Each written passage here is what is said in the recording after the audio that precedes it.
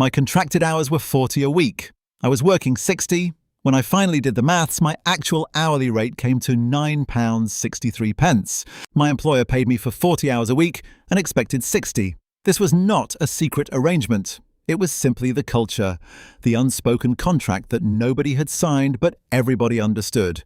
You arrived early, you stayed late, you answered emails on Sunday evenings, and in return you were considered a team player, a safe pair of hands, someone with a future at the company. I had been doing this for 3 years when I finally sat down and calculated what my actual hourly rate worked out to be. It was £9.63. I was a senior project coordinator. My advertised salary had seemed reasonable when I accepted the role. It still looked reasonable on paper.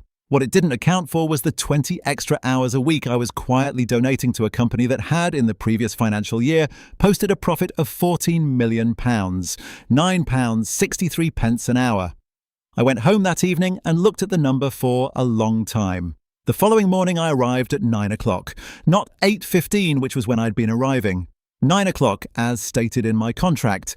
I took my full lunch break. I left at 5:30, as stated in my contract. I did not check my emails that evening. My manager noticed by Wednesday. He called me into his office and asked if everything was all right. I told him everything was fine. He said he'd noticed I'd been leaving at 5:30 this week. I confirmed that I had.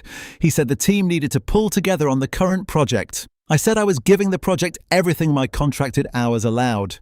He looked at me for a moment. Then he said he hoped I wasn't losing my commitment. I told him my commitment was exactly what it had always been, 40 hours a week, as agreed.